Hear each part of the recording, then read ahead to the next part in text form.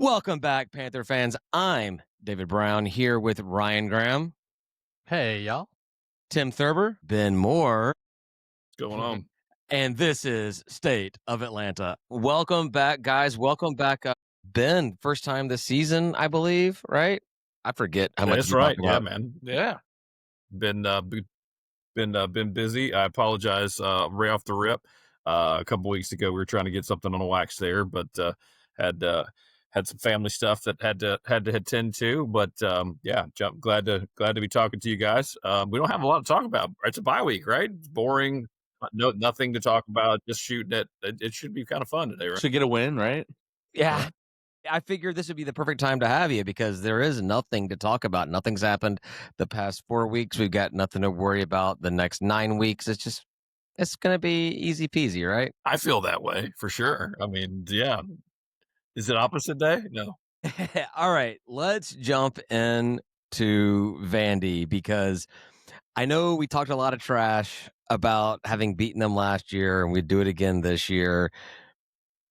And I'm pretty sure at least two of us, Ryan and me, I think, said this was a guaranteed win on the season. No, we all called this a loss. Every We all single called one it of a us. loss. We all did call it a loss. Okay, but did we Yeah, all yeah, call yeah. it? Did we all call 70 points being scored against us? No. No, we didn't think Vandy was going to break their record that they haven't broken since 1918. Wow. And the most ever points given up by a Georgia State team. And we have Yeah. given up some points, boys. Yeah. When I saw the Yeah, final we score, I have. was like, that has to be a record for us. It has to. I didn't know, but 70 seemed really high, like a number I'd never saw before. I think Bama got like 63, like in like Yeah. a second know, year or That's when Nick something. Saban started pulling people like that didn't have names on the back of their jerseys. It was Yeah. just numbers. And it was like, hey, you're a long snapper. Get in there and play linebacker. Okay, so the only reason they scored 70 was because we beat them last year and we've been talking smack and they just had something to prove, right? Right? I mean, I think that's part of it, but we still let them do it. I think you saw guys, I mean, to dive a little bit in and you know, Brady and Chris and I constantly go throughout the game, and Brady was there live in Nashville, and I think there was a lot of guys in bad positions, and it just started tumbling, man. It just started tumbling. The penalties were obviously not there. Hearing Clark Lee, Vanderbilt's head coach, that during the week talking about they had this one circled since January, he was going to get his team's full attention, right? They're also trying to make a statement. They're off to a fantastic start. They're trying to justify their ranking. Like it or not, Vanderbilt's actually a really good team. And what I was impressed with in talking to our Vandy publisher, you know, throughout the week was just how good their defense was. And we saw that. Their front seven was a problem, you know, no matter if Cam Brown or TJ Finley got in there. Once again, this team couldn't run the ball again, which, you know, has been an issue in the last, you know, 4 games. But that was some SEC dudes on that roster, and they look like it, and they just absolutely pounded the crap out of this team. Yeah, I just our defense. There was one play that really just sort of like epitomized it for me, because we've seen some bright flashes throughout the year, and like it's been like they've been really good, you know, like they've been really bad for mostly, but then they have these like really bright shining moments where they do things like get 2 safeties in a game, right? But the thing that I wanted to talk about was there was a play and Vandy was like running it towards the end zone, and I was right at the goal line, and our defender literally throws their guy into the end zone. And I'm like, what are you doing? How is that happening? How is that possible? What the hell is happening right now? Our defense sucks. It was and seeing guys run or be turned around in the wrong direction, and that's the hard part to really digest. It's one thing to line up incorrectly, but then not to know where your assignment is, and then basically proceeding to kind of basically just being victimized a lot. There were some young guys on the field really early in that game on Saturday, and you knew about it immediately because going up and down, doing the rewatch, going up and down Pro Football Focus's stats and premium stats. Holy crack. There were guys scoring in the 20s and the 30s on both sides of the ball. And that's on a scale of 0 to 100, boys and girls. So there were guys that just had awful games, and it tumbled so quickly. And this is honestly the second game of 4 where basically it's been over by halftime. You can basically turn the TV off, other than the academics of what the final score is going to be and the final stats going to run down. Yeah, I was there. You made a comment about Brady being there. I was there. I had a fantastic week in Nashville. I mean, How could you not? It's a great city, man. if you have a bad time in Nashville, that's on you. You're doing it That's right. literally on you. Exactly. Like I went as hard as I normally go, and I could have ended up in jail and still been. This was a fantastic time in Nashville, but so it was a good time there and everything. But I forget where I was going with this. The game. So like we did leave before the game was over because I was with Vandy friends, I was with Ohio State friends, I was with somewhat Georgia State friends, and we did leave, and we hit up a couple bars afterwards, and it was like I don't even want to watch the updates on this game. I don't want to see how. And when I found it was only 70. We actually had. They slowed down a little bit. I wasn't even going to put it on here. We had Brett commented, they could have scored 100. I don't know if they could have scored 100, but man, I was really scared they were gonna. What? So, what are the takeaways? Like, Brian, you said Vandy is a good team this season. Ben, you echoed it as well. I agree they're a good team, but man, going into conference play, do we have a shot with this kind of defense? I think the defense is actually least of the problems, candidly. I think you're not going to face teams that have dynamic players like Diego Pavia, guys that like the Ole Miss offense. Like, I think you'll see some regression to the mean of what I believe this team was going to be. But my concern is just, again, undisciplined play and the penalties. Like right now, I think Georgia State's like 3rd or 4th to the bottom in the country in penalties per game and overall penalties. That can't happen. If you're giving away free yards to teams like James Madison and App State, who isn't great, and other teams, like Marshall. I mean, the thing about it is, to me, there's wins available in the East. Like, you could convince me one team or the next team is good in the East, and I'll be like, okay, maybe, sure. We don't really know, because week to week, like, there was some teams in the West that I thought were good, and you're looking at it, you're like, all right, what happened last week? Like, I thought Arkansas State wants to fire Butch Jones. This is year 5, and they lost to Freak. Well, so Tim, I got a question because we haven't heard a lot from you. So when we got Dell, like, that was one of the things that we thought we were like locking in on, was a coach that was good about the fundamentals and could keep this team disciplined. What is your take on the way this team is doing things this season, or just talk about it? I mean, I don't know. Like, I think we all thought Dell was the home run hire, came out of UGA, gonna put together a great staff. But it's been weird. Like Ben was saying, just watching the game. I mean, even I was watching it up in the Northeast, Cape Cod. So my friends were like, "Your team's making dumb mistakes." And I'm like, "Yeah, can we just turn this off?" Like, we would keep switching back and forth between the games, but it got out of hand really fast. By halftime, it was like 42-9, and I was like, "Sorry, guys, not the good Georgia State team."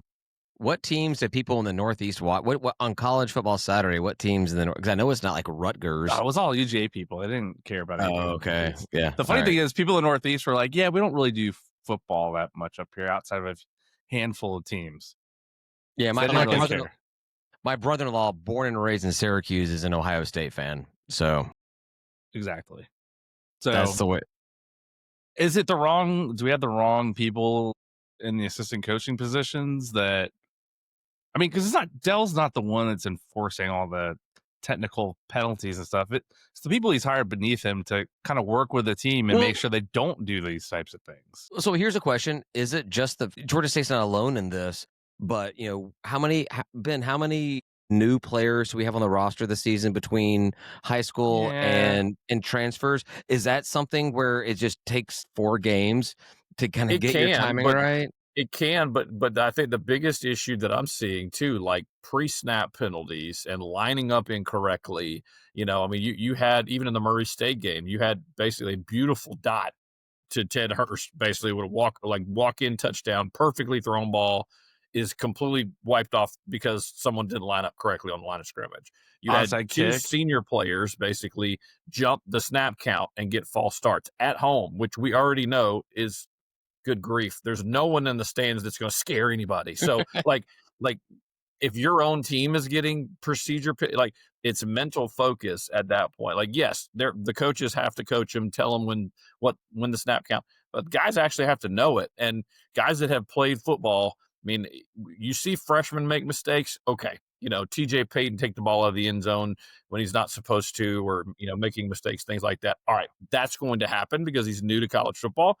But guys like Leo Blackburn, who's a redshirt senior from Tech, been around college football basically for 5 years. Cam Overton's been, in football for multiple years. These guys have to not make mistakes. Basically, you can't have holding. You can't have your interior offensive line continue to get blasted every single game.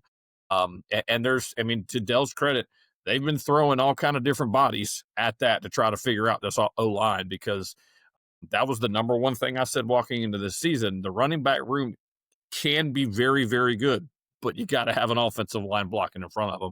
And that predicates a lot of things, and they just have not been good so far.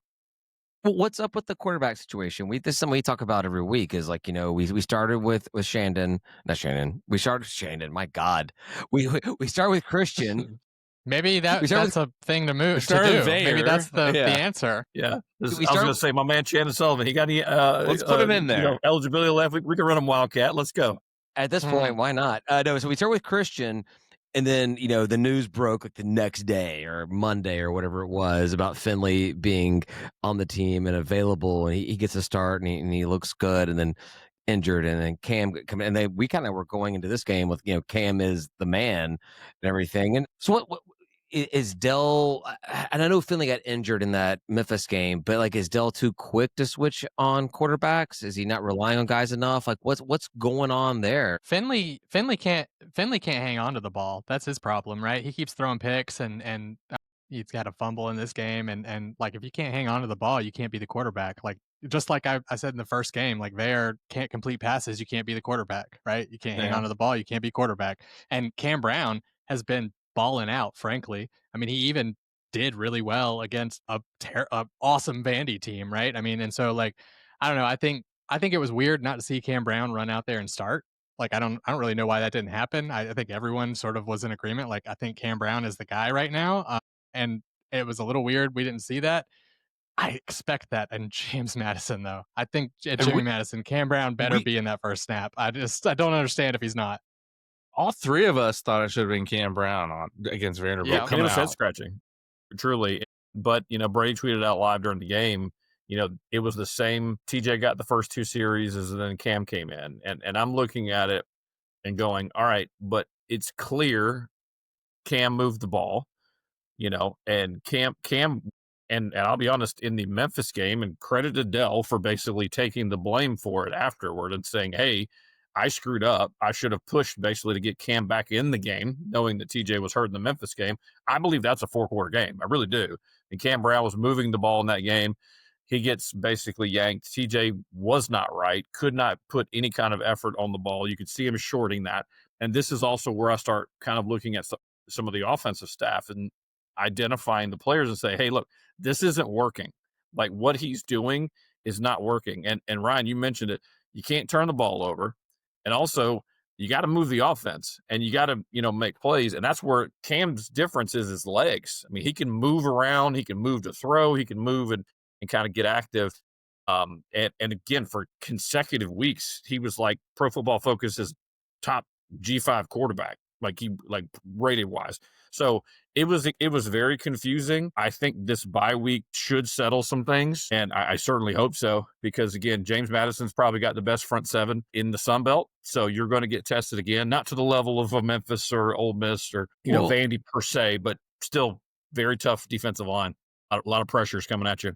So Tim, you know how much I love conspiracy theories, and you do. Ryan tossed one out after the very first game, the Ole Miss game, where he said that he feels like Dell was treating that game as just a given loss and just an exhibition game and a chance to get players some starting time and everything. And then he echoed something similar. I don't want to put words in his mouth, but in our private group chat, he made a comment about Dell just trying to kind of, see what's going. Do you think that Dell McGee has been using these first 4 out of conference games as literally just throw the spaghetti at the wall, see what sticks, and then now he's focusing on conference play? It was to see what he could do. I don't think David remembers last episode. No, clearly. No, No, we went I don't remember the intro to this much deeper episode. than that. Yeah, no, we went much deeper than that. We won't repeat what we said in the last episode because it could get us all in trouble. But I will say, man, that would make me feel better about these games if that were true. It didn't feel like it for Vandy, for sure. It did feel like it for the other games. I mean, Murray State to a lesser degree because I think he knew that he had to win that dang game. But definitely felt wins. less like it for Vandy.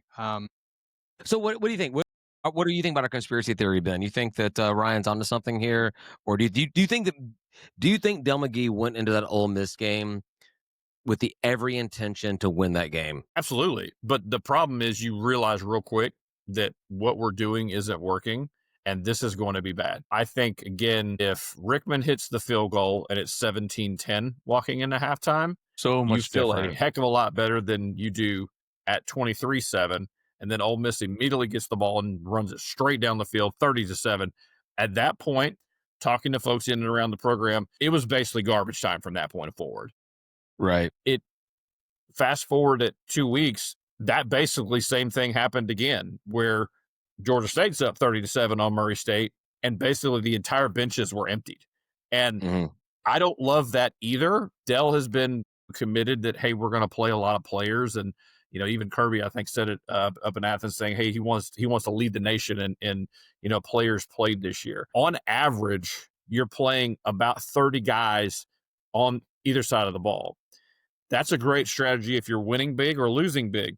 But the problem is now the games are going to be a lot tighter. There are guys that are banged up. You have basically three defensive linemen who were probably going to play are now all out for the season. Dorian Royal's out. Sir Mells is out. Got hit, unfortunately, on that. Folks that saw in the Murray State game, basically on special teams, was injured badly. Jonah Reeder's out. Alec Johnson hasn't played, starting offensive lineman center. That may be a big part of the interior offensive line as well. The center typically makes the calls. I don't think Dell's necessarily throwing the game or kind of going in there not to win, but he realized real quickly in the Ole Miss game and the Vanderbilt game, this thing's going to get off the rails real quick. Well, so we have to change our approach. His approach in Ole Miss was basically like, hey, my quarterbacks aren't going to turn the ball over. We're going to run the ball and try to move the ball some and hold on the ball. It just didn't happen. I think now the pressure's on. I mean, you're coming off a bye week. This should be a much more prepared team. There should be some guys that were banged up be able to come back and play against James Madison. But yeah, I can't believe that he'd want to do that. Now he is playing a ton of players. So give him rotating a crap ton of guys. I think this question applies more to Kirby than it would to Del McGee. But you make a statement like, I want to play more players than anybody else in the league. Is that a marketing tactic? Is that a recruiting tactic? Sure. Is that like all about that a 100%. hey we play everybody, like I know I'm coming to you 100%. and you're the 70th 5-star that I have for this exact same position, but you're gonna see the field. Is that just something that you say, or is that something you mean to do? Yeah, I mean, but the numbers bear it out, right? I mean, so like I'm looking at the participation rate so far. So you played 36 guys on defense, 37 on offense. So 63 players have seen action on the field so far for Georgia State. So like that's a good thing, and it should pay dividends at some point. But you also have to balance that out with, we know we want to see good play, and we want to see the best players play. And I think, like we talked about with the quarterbacks, there's some head scratching going on but are we playing the best players? Are we seeing the best guys on the field for the massive numbers of reps. I mean, listen, I didn't think we'd see Jordan Simmons basically as a featured back or Rashad Amos as a featured back. I thought Branson Robinson would do it. Branson Robinson's done nothing outside of one long run against Murray State. And that's been shocking to me. Now, how healthy is he? I don't know. Dell's told us he's healthy, and they kept him on a pitch count in the fall. Was that a mistake? Should you have been kind of grinding him out? We'll see. But again, I'm very interested to see what adjustments are basically being made here, coming off this bye week, because it's just not right. And the offense isn't moving much. And, you're looking at basically garbage time touchdowns. That's really about it. And it's been very, no, they weren't. Those weren't. That's my one last thing I can actually cling to for this game is we scored more against Vandy than anybody has all season. Don't tell me garbage touchdowns. Those were skilled, articulated plays, Ben. Garbage time. That was the silver lining for the end of the game. Yeah. And also, we made a field goal finally. Hey, that's what I was gonna say. Like, despite like a blocked punt for a touchdown and that screwed up Pooch teams has been special. We did finally get that field goal. We still don't have more field goals than we have safeties, but that is neither here nor there. We're working on it. Ryan, did you see I didn't see this because I was at the game, but in the group chat, Todd posted that they actually scored our field goal as the safety on the screen at first. Yeah. They did have it as two. That's what they're used to. They're used to it. They're like, oh, this team gets safeties, not field goals. Jump shots. There you go. Everybody gets a jump shot. You get one. I said to my friends, I'm like, well, we've missed so many. I said we missed so many field goals this year. They're only giving us two for this one. That sounds about right. I was talking to the bartender at the watch party, and I was like, can you believe that's our first field goal of the season? And he was like, are you what? I'm like, yeah, man. We have two safeties. He's like, what?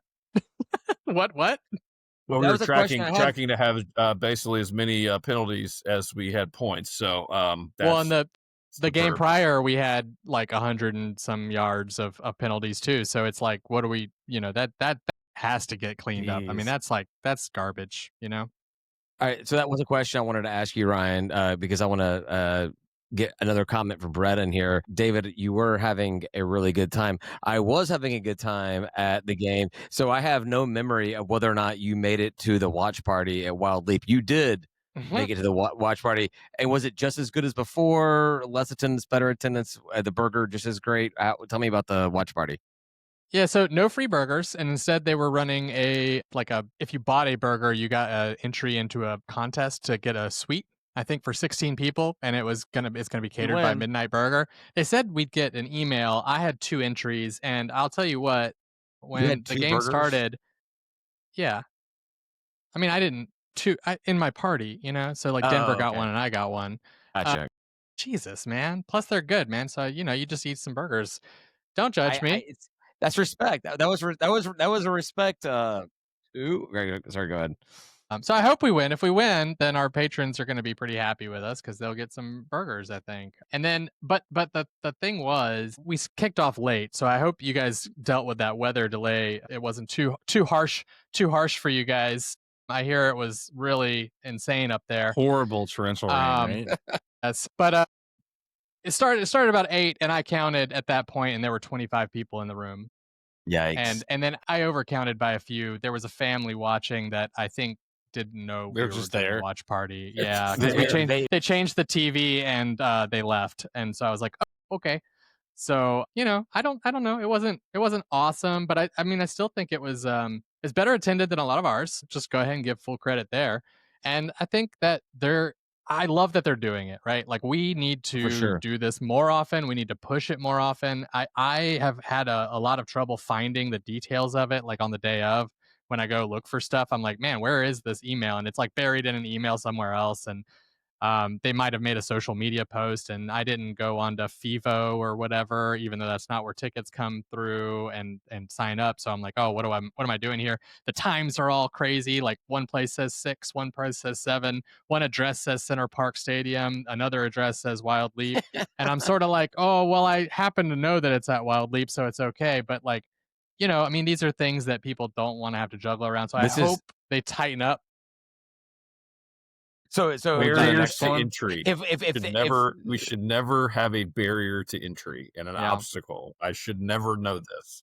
if this Yeah, was do you a know how many conversation, emails I've gotten from Georgia Tech emailed to me from Yeah. their win over Clemson and their win there? 16. From Kennesaw, when I went to that basketball game, I was on their Yep. mailing list for quite some time because I was like, oh, let's see how a real marketing team does this. And I got marketed to very well. I was like, holy shit, I man. was- I'm, you know, Ryan, when you were saying that, we have our own little group chat with us and with Ben specifically, and I was just waiting for him to like change his like little picture right here in our screen to just that "Welcome to GSU" signage that he Tap posts. the sign. Anytime one of us texts like this little group we have with Ben, and we say something that we see that's going horrible, Ben almost always replies with this safety construction sign, "Welcome to GSU." So I love that sign. It's so great. I want to do a shirt of that. I want someone to do a shirt of that sign, just "Welcome to GSU." It has so many meanings. Like this is what I try to tell people. Like, so we have a 24/7 publisher chat, and we do like a vibe check basically every Monday. And it's, as you could probably predict, most publishers Vibes? are fans of their school or graduates of their school.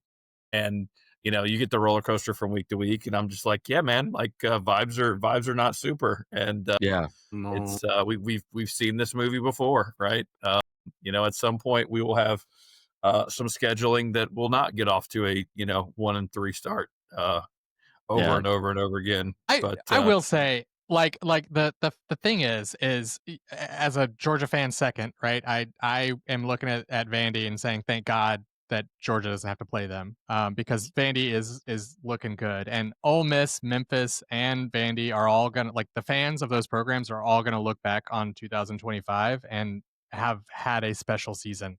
I truly believe that they've been phenomenal teams, and so I like believe all will be ranked by the end of this next weekend. Exactly. This is the thing about it. We have the number one strength of schedule in the country right now. Number one. Yeah, and Do we and really? that's the thing. FBS teams are 12-0.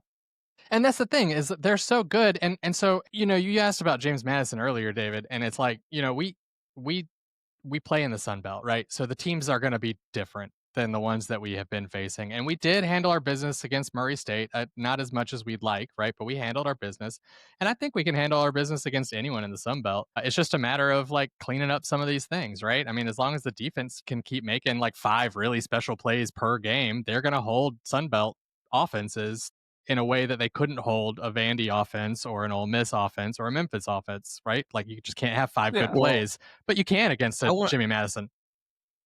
I want to say one thing, and I think this is just what. Just one? Well, I think this is what I'm probably saying more later on. But when Ben, when you said this "Welcome to GSU" thing means so many things. Here's what "Welcome to GSU" meant to me based off of this game was. So I went to the game in Nashville with one of my buddies who I've known for, I don't know, 15, 16 years or something like that.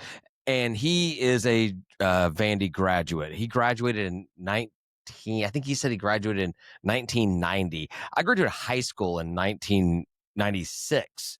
He graduated Vandy in 1990. He's a few years older than me. And I guarantee you this game that he went to, we talked about it while there, so I know this for a fact. This is the 3rd game he's gone to since he graduated. And he went because I forced him to go. Now, he also plays in my bocce league, which we talk about here all the time on Monday nights. And so last night, he's just talking trash about Georgia State and putting up 70 points. 70 points was the big stickler of the whole thing. And I'm like, I just want everyone to hear to know he's talking this trash about me, a guy on his team right now in this bocce league, and he has not watched a Vandy game this season until this one. He's not going to watch another one the rest of the season. He claims he's going to go see the Auburn game, but we'll see about that. And here's the thing: as a Georgia State fan, I'm so sick of being that fan. School. The one that's getting that, the one that is getting 70 put up on them when they beat the team the last year. It's so frustrating. That's, I mean, I think that's the hardest part to go around to different folks, even in the Sun Belt. You have so many fans who want to be in, right? You want to be excited about something, and then there's the embarrassing moment. And that's where we collectively know it and own it, and that's our welcome to GSU moment. And there's so many of those, it feels like on a daily, weekly, or monthly basis where you're just looking at it and you're going, yeah, that tracks, or that only could happen to us, or that Yeah. certainly, we have to screw that up. And I think there's folks that are just exhausted by it, right? You have folks that we all know, probably have them in our phone, that were gung ho and showed up in 2010 and 11 and 12, and then the losing happened, and then maybe they come back for once or twice, and then you lose them again. And it's very, very difficult to invest time, energy, effort, for a program that's won 35% of their games all time. But here we are. Yeah, I mean, if you take some steps back, right, and you look, pretend we're just starting the season. 1-3 out of the first 3 games was reasonable, and you should expect it. And you could maybe steal one from Memphis if you hit them at the right time. But the way we've lost all 3 of those games just hurts getting out of conference play. And I hope he uses these 2 weeks hugely to figure some shit out quick.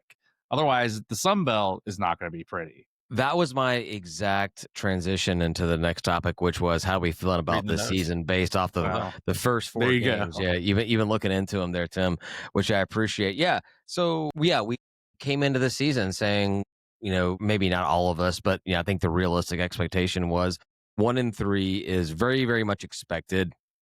If we could still win from Memphis or somehow get that Vandy win again to go 2-0 against them, and we're feeling pretty good about ourselves. But now we're at 1-3 where we're expected to be, and we're staring Jimmy Madison in the headlights, and I'm like, that's the last team I want to play right now and to start conference play. Right? Give me some Coastal. Yeah, please. Then again, Coastal just blew the doors off South Alabama, who I thought was good 2 weeks ago. So. And we were laughing because Coastal had their quarterback issues, and we were like, oh yeah, they're going to fix their quarterback issue with us, right? Like that's what's going to happen is they're going to have a shitty season. Sun Belt and then, player of the week incoming. Yeah, exactly. They'll play us, and they'll find their quarterback that week because, of course, they will, because that's what teams do against us. But it sounds like they might have found him early. So am I right in the perception that none of us are very excited? Well, Ben, you may actually be the exception to the rule here. Tim, did you notice it's the second time in State of Atlanta history that my AirPod popped right out of my ear in mid He's so excited. He's so excited about the bye week. So I think that based off of the conversation we've had so far, I think that Ryan, Tim, and I are pretty much not feeling as excited at 1-3 as we thought we were going to be. Ben, you seem to have a little bit more optimism about this. Just give me the reasons why. Give me the blue juice. Give me put on the blue, the Bill Curry blue sunshades. My God, I love that promotion. That was so awesome. Videos ever. Oh my God, it was so good. We got made fun of so much. Yeah. It was. I mean, it was up there with App State's Hot Hot Hot, which if you don't know what that is, go check it out because it is. Check it out. Google it. It is so cringe. It's amazing. It's so perfect. It's and just. I mean, going around like Panther dining and getting the blinking light. It was just so glorious. good. So good. Such a week, man. So great. All right. No, I think that ultimately there's talent on this roster, and I think I will continue to kind of say that until they prove it wrong. There's NFL talent on this roster, believe it or not. We've seen out there, Ted Hurst is legitimate. Everyone, I think, knows who he is now. He was super frustrated in the Ole Miss game, just really, really, was targeted, bracketed with coverage there. I think he's going to have an opportunity to kind of get loose in some of these other games. And folks that do roll coverage, there's going to be opportunities. We've seen young guys like Grant Hollier step up, Lane Waddle step up, Cam Overton when he's not jumping off sides. Guys like that where you have, I want to see this running back room. I'm still convinced this running back room will have an opportunity to have a say in at least one game this season. where they're going to basically come in there and Dell's going to get what he wants and run the ball 40 or 45 times and just run somebody over. Now, again, that's dependent on the offensive line. They have to continue to get better. They have to continue to gel. And part of that, too, is you got to have all 5 of the guys healthy and ready to go. But I think there's also young guys defensively that are going to be, going to have to play.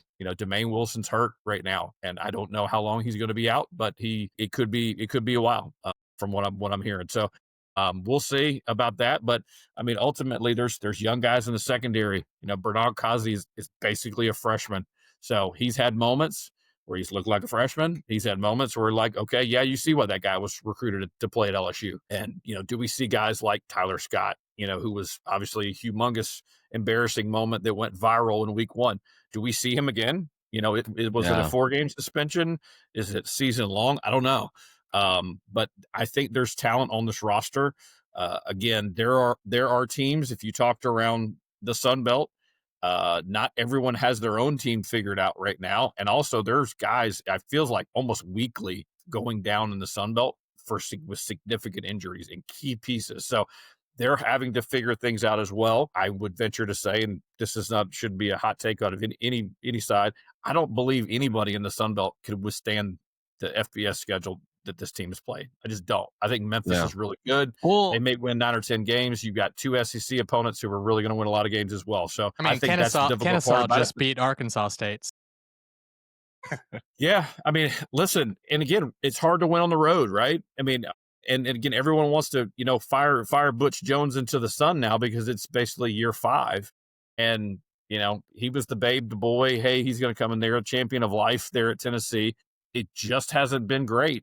And it's hard to win in this league week to week because, again, the talent level is spread out all over the teams, with the exception of Louisiana Monroe, who also got a win this weekend, by the way. Shout out to the Warhawks beating UTEP. But I think that's the hard part about it is you're just looking at this and going, all right, if you don't make mistakes and self-inflicted mistakes, can you move the ball down the field? Can you score? I think this team can. So it's going to have to. So, yeah. Like I said earlier, we have, I don't want to give them any credit at all, but literally could not have picked a worse team to open up conference schedule with after the bye week. I do like the way this schedule played out with having our 4 out of conference games bye week, 4 games bye week 4. I would have liked to have maybe evened out away and home games and maybe who the schedule teams are, whatever. I'm a schedule freak, but whatever. But man, but listen, you have a bye week and James Madison doesn't. James Madison's got to play Georgia Southern. We'll learn a lot about both teams this Saturday. It's true. Or in their early funky kickoff, and they've got to come down here. So you have full film on them. What's their kickoff? What's funky? When are they playing? 1:30, I believe. 1:30 on Saturday in James Madison. Yeah, in Harrisonburg. So it's kind of weird up there. So I guess it's a chance for something, I guess. But then, then we go straight to having Appy State, which Ryan will never let us forget. We've never beaten them before. That's not a good. But are they good? Can you tell me? Tell me App State's good this year? I don't think that matters. They've had good this year, but years, and they still beat us. Tim, what were you going to say? No, I said they're not good, and we're kind of also not good right now. So they'll still beat us, like Ryan said. Well, I honestly, I really believe that and what you guys have been saying about playing all the players, Dell wanted to play as many players as he could or whatever. I think he got those stats in for these 4 games, right? That's what he was going for, and it's cool. You can suspend somebody for those 4 games if they screw up, and it'll piss them off, and it's no sweat off his back because he wanted to play everybody anyway. And so you have your practice and you play all your players and you get better, and then when you get hit conference play where it really matters, you tighten up and you know what you got, right? So hopefully he knows what he's got and we tighten up, and that's what we end up seeing. That's the blue glasses, right? That's I hope that's what's happening. I don't know if it's probable, but that's what I hope's happening. You got 2 weeks. I mean, right? Listen, App State's one of their 2 wins this year is against Lindenwood that they won by a touchdown. And if you can tell me where Lindenwood is, I got $5 for you. The next tailgate. I think that my elementary school did a tailgate there for something to see the lindenwood trees or something. I don't know. I was in I think What they're state is it in? lindenberries. They're lindenberries. I got a crisp $5 bill for either one of you that wants to well, jump in here. my Nebraska. elementary school. My elementary No. school's in Memphis, so yeah, I don't know. Tennessee, Not Lindenwood. Tennessee. I'm gonna say who we talking South about? Carolina, or North Carolina. Come on. It's Yeah. got to be a Carolina or a Eastern Tennessee thing. Lindenwood is in Missouri. My friend. Missouri. I get to keep my crisp. I believe they $5 bill. pronounce it Missouri. Yeah. So they bust them down there to get almost lost. Yeah, That's been exactly. hilarious. Before we move on to just like, the last comments on the rest of the season, Ryan, they announced our time frame for Jimmy Madison's going to be a 3:30 game. How early does Eli let us into the stadium for Who that cares? tailgate? Who cares? Whatever they 11:30. announce, they announce. We'll be out there. What do you think for us? Like 8 a.m., 7 a.m., 6 a.m.? What are we doing? It is homecoming, boys. I mean, that's the other side. It's also True. it's homecoming, and isn't it family? No, it's just homecoming. Yeah, I got that in my student email account. Yeah, Mac opens up at 8 a.m. So I gotta pick up my kid at 10:15. I can probably be there by 10:30. They make like a kids Uber, and now you don't even have to worry about like an adult being in the car with them. They can just jump in. They have children. They have children that drive your car. No. But you can go in the the self-driving and let's go, man. Yeah, What's the problem? exactly. You throw them in a Waymo or whatever, and just call it a day. What's the issue? That's right. That has become like, what is it, the old the love bug thing that we see. You see the old VW Beetle, you punch the guy if they don't see it first, whatever. That's become a thing. Not punching. I don't punch my daughter that often, but our thing is we see those Waymo cars just Open hand slapper. Point, daddy, and she points, and we that's our thing now. If we ever see a Waymo car, it happened 3 times a day outside of dance. So yeah, all right, dance. Okay, before we move on after this, Ben, I think I'm restating what we already said. You're not giving up all hope on this season. You think there's still a lot of play left to go, right? I do. I mean, we've seen this team historically also struggle in the first month, and we've also seen this team pick it up, and we've also seen the team completely fold under it. I think this is a big time prove it year for Dell, right? We've all said it. Hey, ultimately, he can recruit at an extremely high level. He can attract talent and grab it and keep it here. He can attract coaches where other coaches want, right? I mean, we also, I had a litany of texts this weekend talking about the defensive coordinator. This wasn't Dell's first choice for a defensive coordinator. He lost it basically within weeks of arriving because he went to an SEC school. So you have that going on. You had to scramble to hire Travis Pearson, which on paper looked like a good hire. And again, the book is still out on him as well. But Dell has made swift and quick changes when things don't work.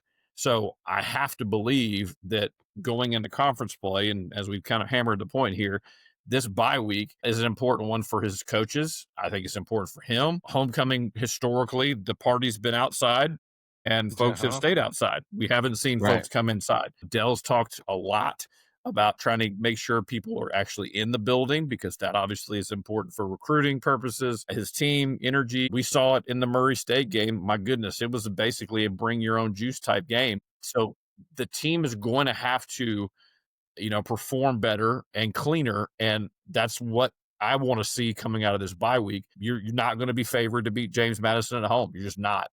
Right. Because again, past results, but ultimately, that's a team that you think is probably going to be one of the better teams in the East. Go and measure yourself against them, get some good quarterback play, see what this defense can do, and let's see what happens. But ultimately, again, like I said, I think there are wins on the schedule. I think the East, Sun Belt week to week is so hard to predict because you think something and you see a score in a game and you're like, how did that happen? I thought that team was good. So that's I think the fun part now is it gets very fun belty. Where we get to learn a lot about teams and I'll have my eyes on a couple games this weekend as well, just trying to do some prep and see who does what. I think at our level, the only consistent thing that you have with teams is that we're inconsistent, right? Like that's been For the sure. thing that like if Georgia State were just a little bit more consistent, even if we kind of sucked a little bit, but like we were more consistent, we'd have won a lot more games. Yeah. So Yeah, And I think the toughest part of the transfer portal era as well is, you guys watch big games like I do. Every single game, all the Power 5 teams, it's, that guy played at Troy, and that guy played at South Alabama, and that guy played here, and that guy played here, and this guy played either a team that Georgia State has played in the Sun Belt, or hey, yeah, they came from Conference USA, and I think that's the difficult part about it. And we've talked about it before on and off the air here, is fans in a lot of ways are really looking at their own best players for basically a year or two rental, and that's it. You're saying, all right, it's evaporated, they're gone. But as we have seen too, the grass is not always greener. If you're Freddie Brock today, what are you thinking? Your head coach is gone. You basically had about 20 carries on the season. Now what? Right? That's your And final year in college football. you don't have the top podcast in all of college athletics talking about you every single week like he had. true. And here's the thing about it. For the most part, and for people that I've talked to, Freddie's actually a really good guy. He's great. So He's he may have awesome. gone We out and met- got we the met him bag at at a Oklahoma event. State. But Yeah. ultimately, you're looking at it and you're going, all right, well, he jumped out, and it may work out for him. He may get more carries now that there's a new sheriff there in Stillwater, or it may go horribly bad, and he's just Yeah. really got a bad taste in his mouth going to a P4 program that just didn't win and fired their coach after a few weeks. All right. To summarize what Ben said there, Tim and Ryan, Mhm. how you feeling about the going into conference play? What's your expectations at this point? Baby. go ahead, Tim. Right. I mean, looking at other Sunbelt scores and other teams, the Sunbelt's been all over the place this year. So my hope is going into the Sunbelt schedule is that Dell figures out a lot of the technical mistakes we're making one way or another, settles in with hopefully Cam Brown. I mean, I know he went out and got Finley, and he probably is keeping Finley in there because, hey, he's like, I got this stud quarterback. I want to play him. Is he a But- stud? I mean, Probably. Just can't ESPN made protect him the look damn that ball. way with all the graphics on all the schools he went to. They didn't really talk about Cam Brown too much on the broadcast. Man, I was like, oh god, this is sort of embarrassing. Like 6 Yeah. schools or 5 schools or whatever it is. So look, I mean, But it's normal. I mean, every competition's gonna college come game down. has guys like that, man. At some point, if you play college football for 5 years, it's very likely you bounce from school to school. Yeah, I mean, competition level is going to come down. Sunbelt's wild and all over the place. I think I don't like you said, David. I don't want to start with James Madison, but well, Mhm. you pissed off the Sunbelt commissioner, so that's why we have this schedule, right? Me personally, ridiculous. I did it. Yeah, you did. You went into the suite and started chatting him up. Oh, that was like 3-2. It was years ago. The belt He was holds drunk. grudges, He was man. drunk. He didn't even remember. But yeah, It's the all commissioner, crap not talking. David. He's talking about New Orleans. You have all the folks that just love New Orleans, and that's what it was. It was like that David guy. We're gonna screw him and his team. Yeah, but what's his face? He's not Gil, not Who? Gilmore. Gil? What's his Gil? Keith Gill. Gilmore. Keep going. Yeah, Gil didn't even move the offices to New Orleans. That was Benson that did that. So I'd imagine Gil wants to get out of that shithole as well. Anyhow, all right, Ryan, real quick, how are you feeling about going this season, the conference section, and then we got Ben for a few more minutes, and I wanna hit on the news that dropped today about the all Nil of blue, the nil. all nil. So, like I said, I think that what I've been saying all along, practice, and that will tighten up, right? I feel like I've given that spiel all along, but the preseason, my predictions were, I've got them here. Appy is a loss, South Alabama is a loss, and Troy State is a loss, and I stand by that. All the rest are wins. I'm good. I'm good with the rest of it. I'm right. sticking with my preseason So that- prediction. So those that- wins are Jimmy Madison, TDS, Coastal, Marshall, and ODU. I think we got them. So 5 wins. that's 6. That's 5 additional wins. That puts Yep. us at 6 in the season. Oh, so Yep. all right. Wow. So I made a comment that Ben's got to go really quick but I want to talk about the NIL deal that came out. But before that, just because I'll make sure we have a chance to do it, Ben. Future schedules of football. we lost Tech for next year. We've I never believe had a Wake Forest fourth too. out of conference game. Are we gonna have two FCS teams? Are we gonna have three FCS teams? I hope not, because only one counts. I mean, this is Exactly. scheduling is a problem, but we're also seeing other Sunbelt teams align with They're figuring it Conference out. USA Yeah. teams and MAC teams and going out and getting games. There are games available, but now you're looking at it, you're going, all right, the options get limited the longer you wait. So Right. ultimately, like, I don't even think they need to be home and homes at this point. I think you need one-offs. Like, you need Well, yeah. Plug the honestly to holes. fill a 2026 schedule, We don't have 2027 schedule. we don't have more than 2 games scheduled for the foreseeable future. Correct. It's Is I this a mean, and that- strategy? And again, wait, I keep telling folks, do not, and I'd send it to you guys in the group chat. I would not be surprised if Wake Forest doesn't make this trip back. I just wouldn't, because the ACC, like the SEC and others, are trying to clean up their non-conference schedules. And now with the ACC announcement of 9 conference games, and oh, by the way, you have to play a P4 as a 10th game. So that keeps those inner rivalries, right. the Clemson, South Carolinas, Louisville, Kentucky, et cetera.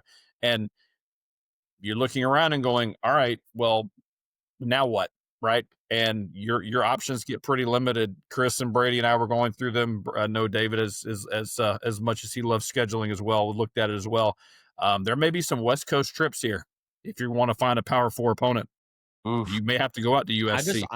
I'm just looking for a home game at this point. But yeah, you're absolutely right. You're absolutely right. It's All going to right, be cool. tough. I think you're going to have to start calling Conference USA and MAC teams and filling that out that way. We'll So talk this a lot isn't a about strategy. That's not a strategy of our athletic department. Waiting till the last minute doesn't to feel like it. book the rest of the Well, games. that. Our Well, athletic I don't department know does if not have a strategy. That's what I was about to say. I don't think strategy is in the definition of Georgia State athletics department. All right, cool. News dropped today. Actually, Ben, you posted it, which is where I saw it today. The All Blue, All NIL collective is no more, which wasn't a They are nil. surprising. They are have nil. nilled the they are, nil. They are now All Blue, All nil. This is not surprising to me. I didn't know how collectives were going to exist going into the future.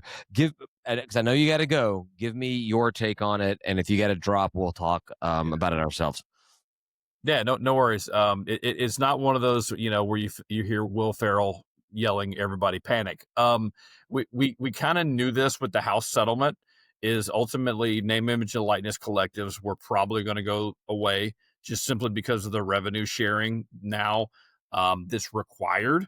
I know Georgia State has come out and said, in the past, what it was looking at about $350,000 or $400,000, basically, of the $2 million or so contract with the Sun Belt is basically going to be paid back to the student athletes. Well, there's going to be other factors in that as well, right? It's not just the TV money, but that's one big cut of it where student athletes are going to have that opportunity.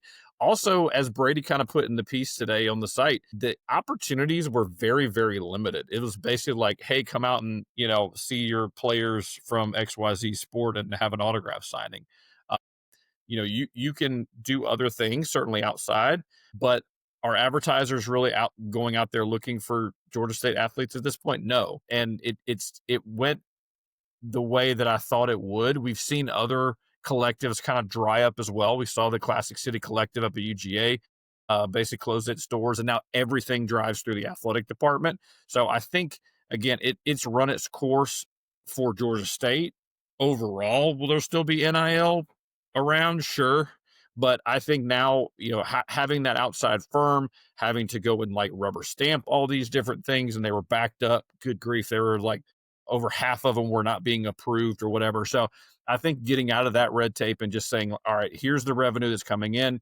Here's the revenue sharing. It's going to be shared with the student athletes. I think it just is going to make it a lot easier. It served its purpose. Certainly, if it kept Ted Hurst at Georgia State for one more season, it did exactly what it was supposed to do, because he was completely set on going to a Power 4 team until Dell and the collective and everybody, were able to keep them all. I think the important thing to get out of this, and tell me if I'm wrong about this, but the important thing to get from it is this does not remove NIL from athletics. It just means you're not going to have collectives administering Correct. You're not going to have the outside vendor, if you will, where they're going to manage it. If State of Atlanta wanted to have a wing eating contest where we were going to pay some players to come out and do something, we want to pit football versus basketball versus baseball or whatever, that we can do that. Or if we wanted to do a jersey signing, go beach volleyball, soccer. Yeah, beach volleyball, hugely support. Not going to put them in a wing eating competition, but yeah, Why not? Ryan, I'll talk about it. I want to see that. The NIL opportunities are still there. It's just because of the universities now having so much control over paying players and that whole Deloitte thing going on. It becomes kind of what NIL was supposed to be, a car dealership having a guy come out and sign autographs if you test drove a Chrysler LeBaron or whatever it may be, right? Pringle's sponsoring Pringle, right? I mean, that would have been perfect. And let's be honest, there's also been a whole lot of NIL deals that have been junk. It's been, hey, I'm just going to pay you money and you put something on social media and shake my hand, and it's a inducement, which the NCAA could not prohibit, but at the same time, they didn't want it at all. And they didn't know how to fix it. So then basically they were like, hey, courts, help us. Right. Of course, we're like, nah, you guys figure it out. And then a couple of years later, then they get smacked in court again. And the settlement is the settlement. And now you're going, all right, it no longer has real relevance or need now that we can control all of it. Now our compliance department can basically be the, people that say yes or no for opportunities as well. So I think ultimately it'll streamline a whole lot. And I think it is not necessarily a bad thing. Anybody that's kind of panicking over this, they may have not been as informed over the last 6 or 8 months, but this was not a shocking thing at all. So for the casual Georgia State fan out there, Ben, what the hell do they give their money to? What thing? If you talk to athletics, it's going to be the foundation. If you go to the foundation, State of Atlanta Patreon page.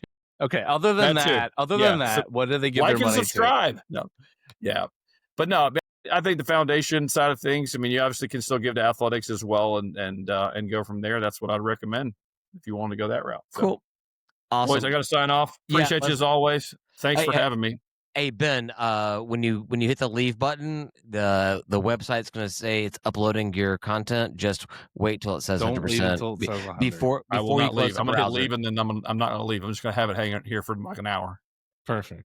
Your daughter's going to hear us talk for a while. Cannot wait. So awesome. All right, boys. Ben. Love y'all. We'll see you soon, man. Appreciate it. See you, Ben. Yes, sir. All right, cool. All right, cool, guys. I think that we just end this and we go straight into last call, and we can talk about my favorite topic, scheduling. Schedules. We can get our own takes on our last little bits, our bits on this NIL deal, and whatever else we want to do. How do you guys feel about that? I don't want your bits, David. I love the schedule bits, all of them. So I don't want any of these I don't want any of these damn bits. But I guess I'll take it. All right, cool. So Tim, you want to take us out of here, and we will head to last call? Let's get out of here. Thanks for listening. We're gonna head out to last call right now. Probably take a break to go to the bathroom. I think my bev's out. I don't know about yours, but if you like what you heard, or if you didn't, what you got, you're doing pretty well. You're good. You're good. These are empty. This is half empty. This is quite full, and I got a cooler here because I'm a prepared alcoholic. You're fully stocked. Anyway, if you liked what you heard or you didn't, we actually don't care about that part. Join our Patreon anyway at patreon.com/State of Atlanta. You'll get live streaming access to Last Call, discounts on merch. We're still figuring out the perfect shirt. Trust me, it's worth the wait. And group chat action, which is always amazing, sometimes confusing, and sometimes it just talks about barbecue, And then obviously the big pull here, adult beverages at our tailgates. For coming to the fan show, it's $5 a month. We'd love to have you aboard. Say goodbye, guys. Goodbye, guys. Peace.